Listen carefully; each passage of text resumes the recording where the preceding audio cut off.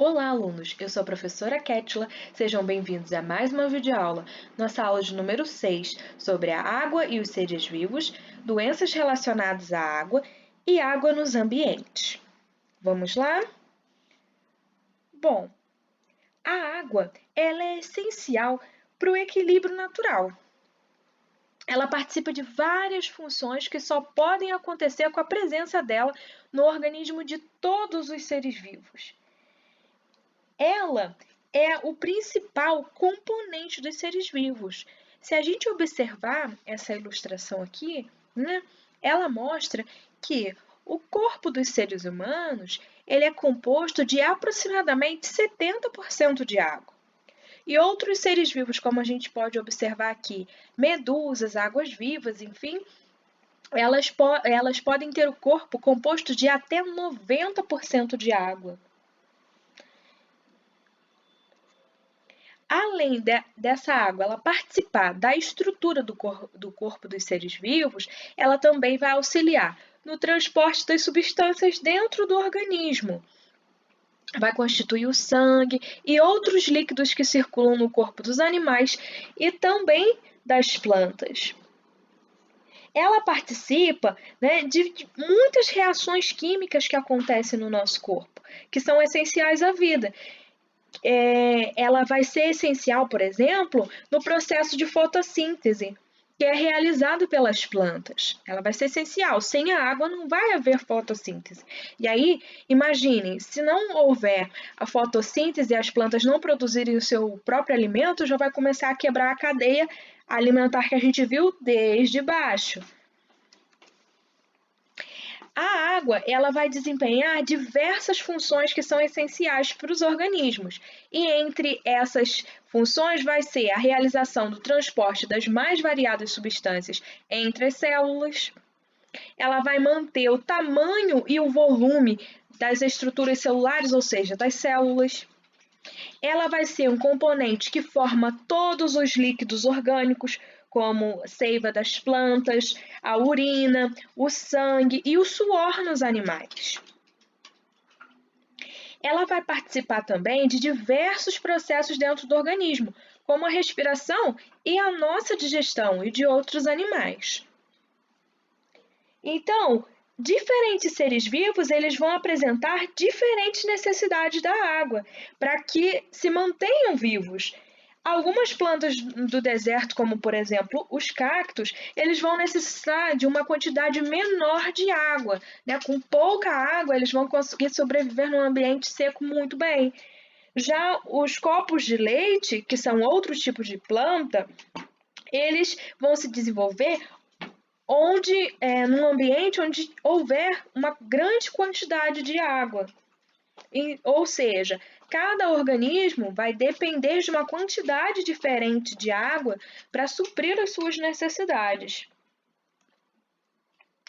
E uma coisa importante, pessoal, os seres humanos, e entre outros animais, tá, vão perder um pouco dessa água através do suor, né, da urina, da transpiração, e aí vai ser necessário repor toda essa água, né, através da alimentação, através da própria ingestão da água, tá?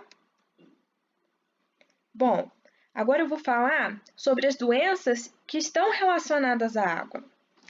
As doenças transmitidas pela água contaminada, elas são responsáveis por muitas internações hospitalares no Brasil, inclusive no mundo, tá? E também são responsáveis pela metade da morte de crianças de até 1 ano de idade. Então é muita coisa, porque muitas pessoas não têm acesso à água tratada, né? Uma água potável.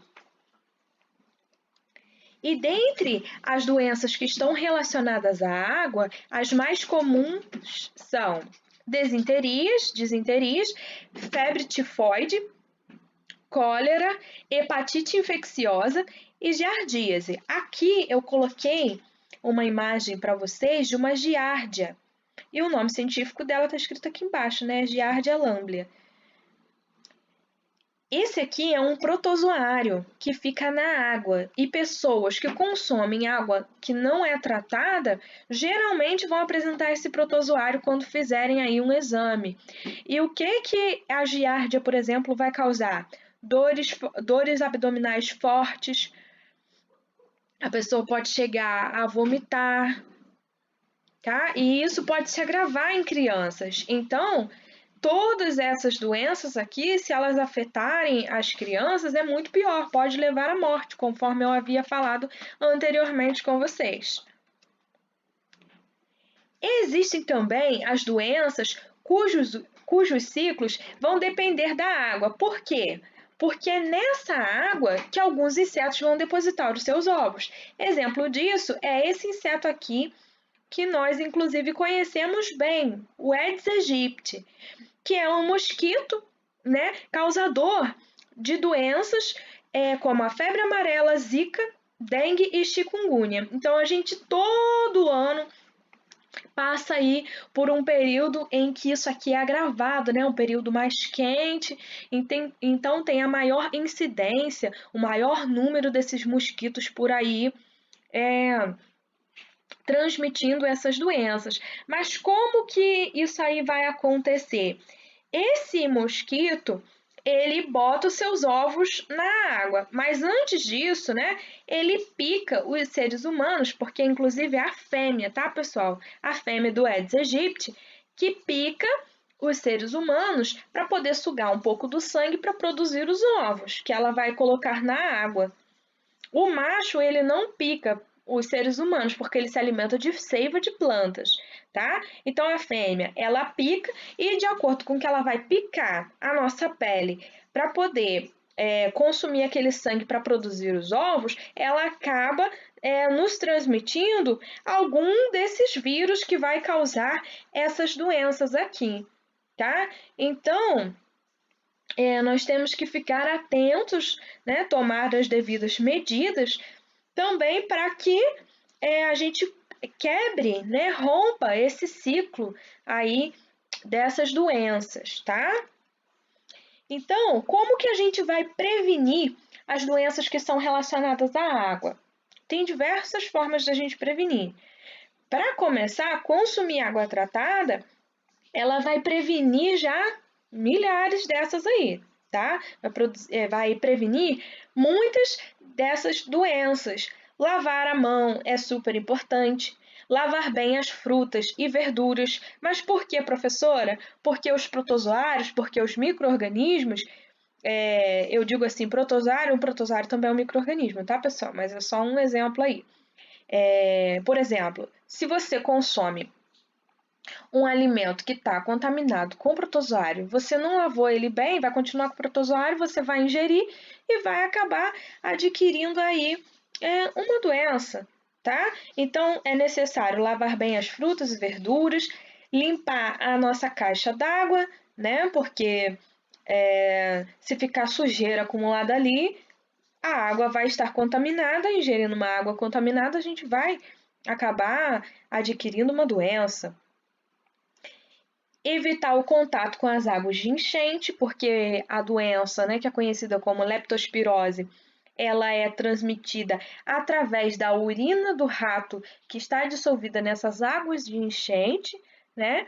Então, se você tem contato com aquela água, com a urina de rato, você vai acabar adquirindo leptospirose. Não deixar água parada nos ambientes, né, para evitar a proliferação do mosquito da dengue, né, mais corretamente o nome dele é Aedes aegypti, e não deixar então a água parada em recipientes, em diversos ambientes, como a gente acabou de dizer, né? E recipientes, terrenos baldios, sempre limpando terrenos baldios, ou pelo menos não deixar aí objetos que possam vir acumular água nesses terrenos baldios, tá, pessoal? E existem muitas outras formas de prevenção, mas essas aí já resolvem bastante coisa, tá? A falta de saneamento básico é outro ponto que pega bem forte, né? O que é saneamento básico, professora? Saneamento básico, pessoal, vai ser o tratamento da água, o tratamento do esgoto e a coleta de lixo. E por que isso tudo está relacionado com doenças relacionadas à água? Porque se não houver um tratamento de esgoto e esse esgoto for parar lá no rio, vai contaminar a água toda. Se não tem água tratada chegando na residência das pessoas, elas também podem acabar ingerindo água contaminada e acabar contraindo doenças.